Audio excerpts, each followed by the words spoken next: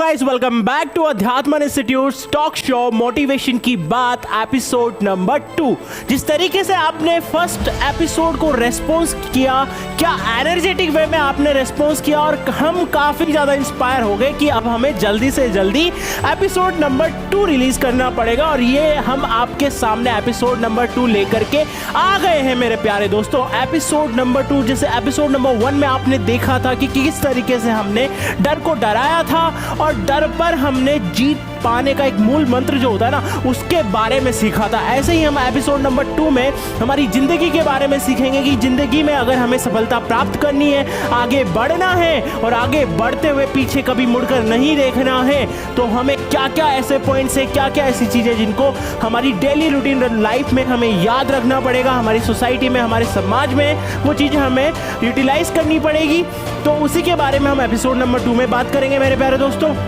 तो क्या जिंदगी आसान होती है या हम जानबूझ किसको कॉम्प्लिकेट बनाते हैं? मुश्किल तो नहीं है ना जिंदगी आसान है।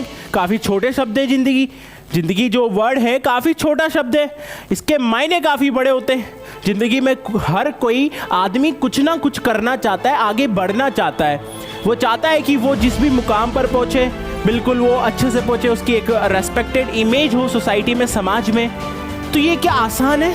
सफलता हासिल करना आसान है? आप देखते होंगे आजकल की दुनिया में हर कोई सफलता के लिए भागा दौड़ी कर रहा है, अपनी मंजिल तक पहुंचने के पूरे प्रयास कर रहा है पर नहीं पहुंच पा रहा है। ऐसी क्या गलतियां वो कर रहा है जिससे कि वो जिंदगी में पीछे है और आगे नहीं बढ़ पा रहा है। और एक और बात कि जिंदगी में जब आप एक मुकाम हासिल कर लेते हो ना, एक पोस्ट या एक रेस्पेक्टेड पोस्ट आप हासिल कर लेते हो ना, जब आपके पास संपत्ति आ जाती है, इज्जत आ जाती है, तब आपको किस तरीके से सोसाइटी में अपने आप को रखना है, क्या बिहेवियर आपका होना चाहिए जिससे कि वो सक्सेस बरकरार रहे, आप बरकरार रहो, आपका चरित्र बरकरार रहे। तो इसके बारे में हम बात करेंगे। तो सबसे पहली गलती हम क्या करते हैं कि जिंदगी में हम कंपेयर करने लग जाते हैं अपने आप को दूसरे से। कोई दूसरा तीसरे से कंपेयर करता है।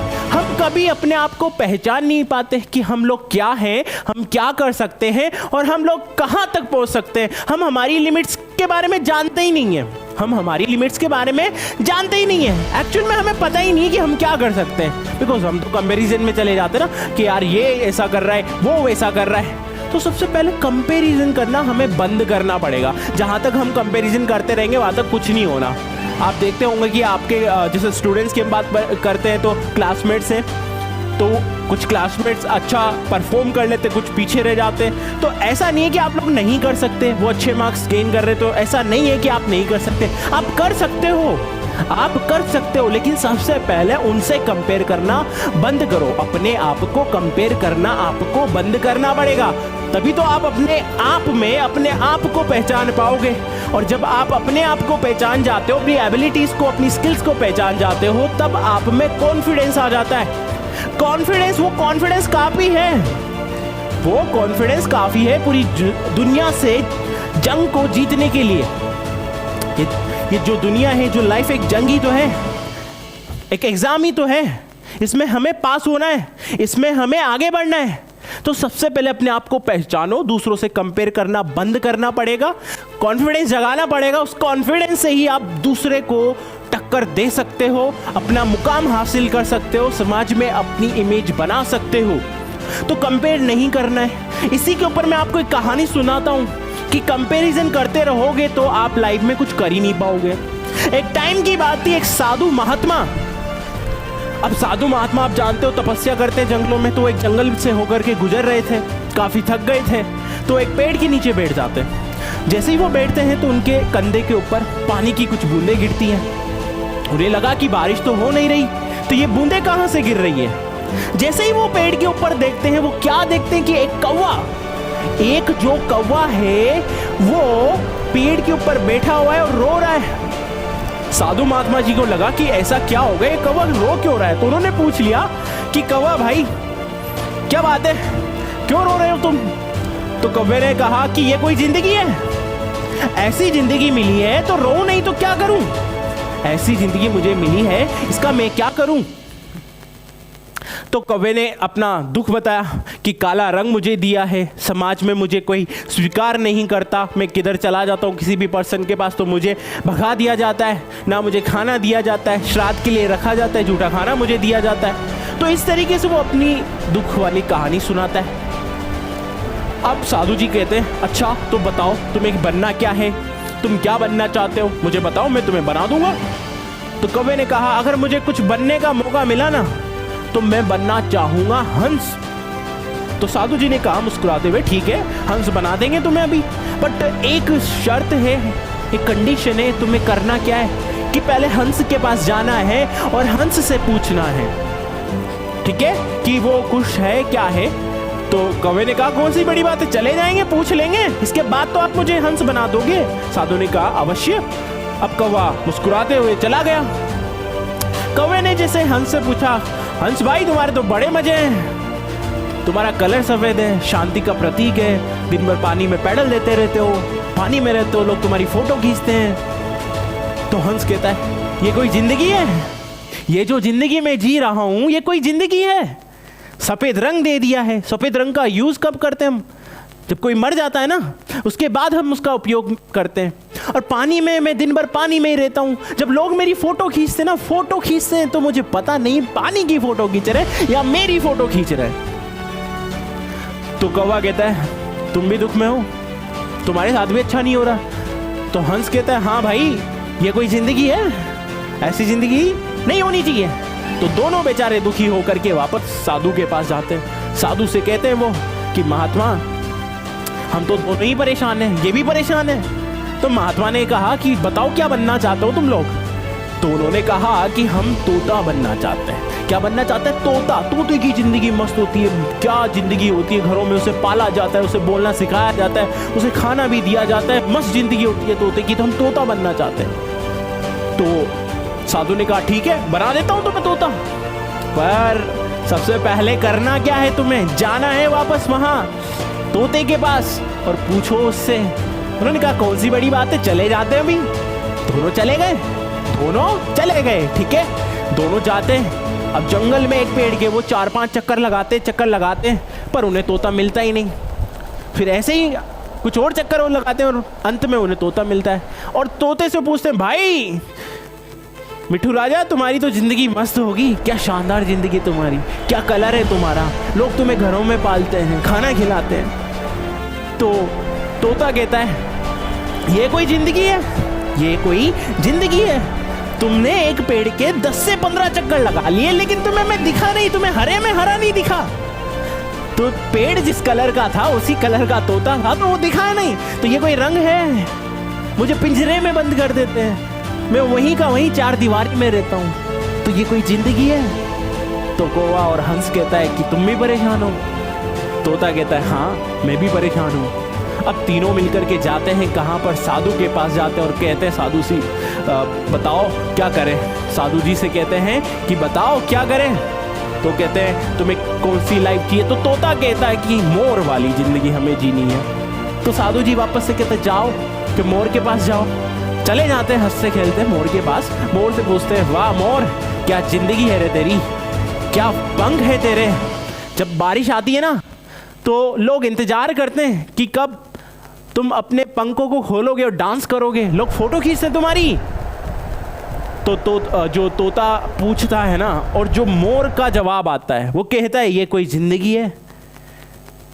तो कौवा कहता है तुम भी परेशान हो। हाँ।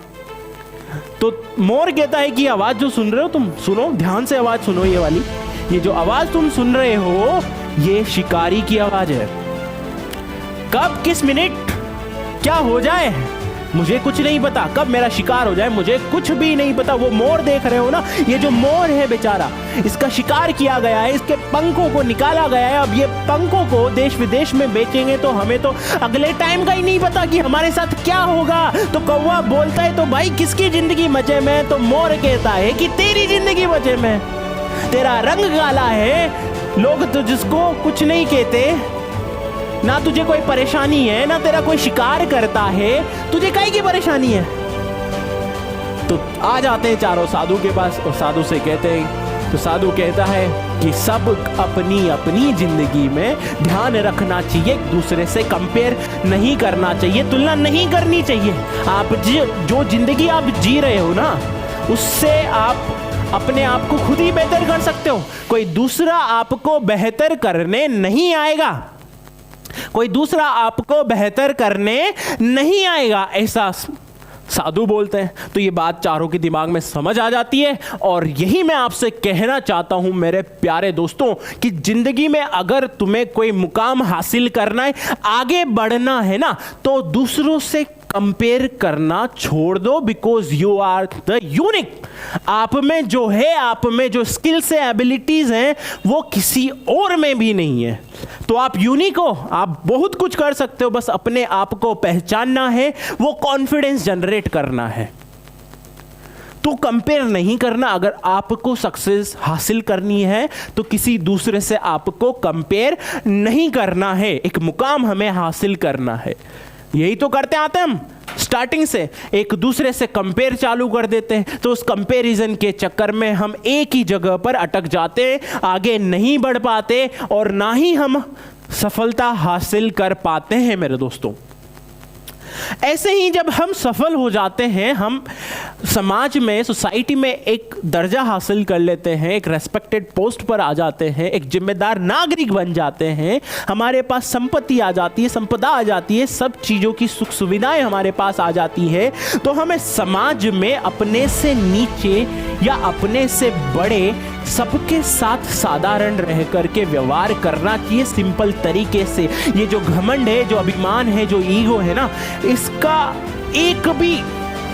एक भी गुण आप में नहीं होना चाहिए। जब आप सफल हो जाओ ना, हम देखते हैं कि समाज में ऐसे ऐसे लोग हैं जो सफल होने के बाद काफी ज्यादा अभिमानी हो जाते हैं, अपने आप को भगवान का दर्जा देने लग जाते हैं, क्योंकि समाज में उनके पास एक पावरफुल, शक्तिशाली दर्जा जो हासिल कर लेते हैं वो। तो क्या ये सही है? देखो, आप जहां पर भी हो, आपको सिंपल रहना चाहिए, साधारण रहना चाहिए, क्योंकि सिंपलिसिटी हम सीखते हैं किन से? भगवान से सीखते हैं। भगवान जो एक बहुत बड़ा दर्जा है, भगवान का दर्जा बहुत बड़ा दर्जा है। जब वो लोग सिंपल रह सकते तो हम तो हैं ही मनुष्य, हमें तो रहना ही सिंपल चाहिए। तो अगर आप कहीं पर भी किसी भी तरीके से सक्सेसफुल हो जाओ तो ये अभिमान, ये घमंड नहीं रखना है। इसी पर मैं आपको एक महाभारत का किस्सा सुनाता हूं मेरे प्यारे दोस्तों, जिससे कि ये जो अभिमान है, घमंड है, ये क्यों नहीं रखना चाहिए। ये जरूरी नहीं है हमारे चरित्र के लिए। अगर ये चीजें होंगी ना तो हमारा चरित्र विकसित नहीं हो पाएगा, डेवलप नहीं हो पाएगा। एक अच्छा चरित्र समाज के लिए अच्छा होता है, एक गलत चरित्र जो होता है वो समाज के लिए अच्छा नहीं होता है। एक गलत चरित्र समाज के लिए अच्छा नहीं होता है, एक अच्छा चरित्र समाज के लिए अच्छा होता है। वो दूसरों को प्रेरित करता है, दूसरों को आगे वो बढ़ाता है। तो महाभारत का किस्सा है इस तरीके से कि श्री कृष्ण भगवान अर्जुन जी से कहते हैं, जाओ वत्स, जाकर के तुम फूल लेके आओ पूजा के लिए, पूजा करनी है। तो अर्जुन जी कहते हैं, अवश्य मैं जाता हूँ। तो अर्जुन जी कदली वन जाते हैं, वहाँ से वो फूल लेकर के आते हैं। कदली वन वो जाते हैं और वहाँ से वो फूल लेकर के आते हैं। तो कदली वन जैसे ही वो पहुँचते हैं तो वहाँ पर जब वो फूल तोड़ रहे होते हैं ना, तो तभी वहाँ पर हनुमान जी बैठे हैं। और हनुमान जी देखते हैं कि ये अर्जुन जी क्या कर रहे हैं, फूल तोड़ रहे हैं। तो उनकी नज़र गई, उन्होंने पूछा, भैया क्या कर रहे हो? तो अर्जुन जी ने कहा, फूल तोड़ रहा हूँ। हाँ वो तो ठीक है, फूल तोड़ रहे हो, बट ऐसे बिना पूछे, बिना किसी आज्ञा के? तो अर्जुन जी ने कहा कि मैं तो पूजा के लिए फूल तोड़ रहा हूँ, इसमें किसकी जरूरत? भगवान की पूजा में अगर कोई फूल ले रहा है तो किस बात की जरूरत? तो हनुमान जी ने कहा कि जरूरत नहीं है, अच्छी बात है, तुम पूजा के लिए लेके जा रहे हो, बट तुम्हें ऐसे चोरी छिपे नहीं किसी से आज्ञा लेकर के करना चाहिए था। तो अर्जुन जी ने कहा, नहीं ऐसा कुछ नहीं है। फिर हनुमान जी ने कहा कि अच्छा बताओ किसकी पूजा के लिए फूल लेके जा रहे हो? तो उन्होंने कहा, श्री कृष्ण भगवान की पूजा के लिए मैं फूल लेके जा रहा हूँ। तो यहाँ पर जो हनुमान जी हैं वो हंसने लग जाते हैं, हंसने लग जाते हैं। तो अब अर्जुन जी संकोच में पड़ गए कि ये हंस क्यों रहे हैं। तो उन्होंने पूछा कि हनुमान जी आप हंस क्यों रहे हो? तो हनुमान जी ने थोड़ा जवाब देते हुए कहा कि जिसके भगवान ही चोर हैं तो भक्त तो चोर होंगे ही। तो ऐसे कहते ही अर्जुन जी काफी ज्यादा गुस्से में आ गए।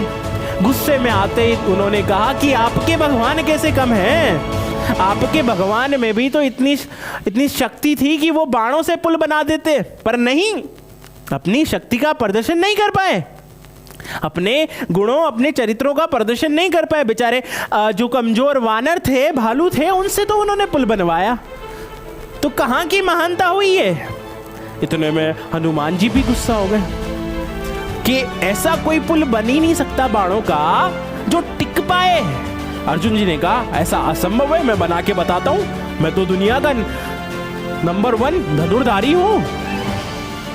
तो हनुमान जी और अर्जुन जी के बीच में ये शर्त लग गई कि तुम बनाओ, अगर तुम बना देते हो तो तुम मुझे दंड दे देना, और नहीं बनाया तो फिर सोच लो तुम्हें क्या करना है। तो अर्जुन जी ने कहा कि अगर मैं पुल बनाता हूं और वो पुल ढह जाता है ना, तो मैं अग्नि में समाधि ले लूंगा, अग्नि में जल जाऊंगा। तो हनुमान जी ने कहा ठीक है भैया, तुम्हारी मर्जी, कर लो ट्राई। तो यहाँ पर अर्जुन जी ने अपनी तीर निकाली और बाणों की बौछार करके पुल बना दिया। अब बारी थी हनुमान जी की। हनुमान जी ने अपना जो रूप था ना वो बहुत बड़ा कर लिया कि सूरज भी उनके पीछे छिप गया। जो सूरज था वो उनके पीछे छिप गया। अब अर्जुन जी को लगा कि खत्म है काम, ये तो अभी तोड़ देंगे, इतना बड़ा शरीर है इनका। तो उन्हें लगा कि टूट जाएगा, और जैसे ही पैर रखाना हनुमान जी ने पुल पर, जो पुल था पाताल में चला गया। कहां चला गया? पाताल में चला गया। अर्जुन जी को पता चल गया कि बस खत्म कहानी, मैंने तो जुबान दे रखी है इनको, अब तो गया मैं। तो अर्जुन जी लकड़ियां इकट्ठा करने लग गए कि अब मुझे अग्नि में जलना पड़ेगा। तो हनुमान जी कहते हैं वत्स ऐसा मत करो, जिंदगी बहुत बड़ी है, बहुत कुछ कर लोगे, और वैसे भी हम दोनों ही तो थे यहाँ पे, कोई तीसरा नहीं था कि हमारे बीच क्या वार्तालाप हुई, क्या बात हुई, किसी ने नहीं सुनी। तो कोई बात नहीं, छोड़ो। अब अर्जुन कहता है मैं एक क्षत्रिय हूं, एक योद्धा हूं, और जो मैंने कहा है, जो कमिटमेंट मैंने करी है वो मैं पूरी करूंगा, मैं पीछे नहीं हटूंगा। हनुमान जी को लगा कि अर्जुन तो आज आग में जल जाएंगे। तो उन्होंने मन ही मन में आप कृष्ण भगवान को याद किया कि आ जाओ प्रभु, संभाल लो, वरना ये तो जान देने पे तुला हुआ है आज। तो श्री कृष्ण मां ब्राह्मण का रूप लेकर के आ जाते हैं और अर्जुन से कहते हैं कि ये क्या कर रहे हो। तो अर्जुन ने कहा मैं एक योद्धा हूं, क्षत्रिय हूं, मैंने बात रखी थी और उसी बात पर मैं कायम रहूंगा, अपने वचनों पे कायम रहूंगा।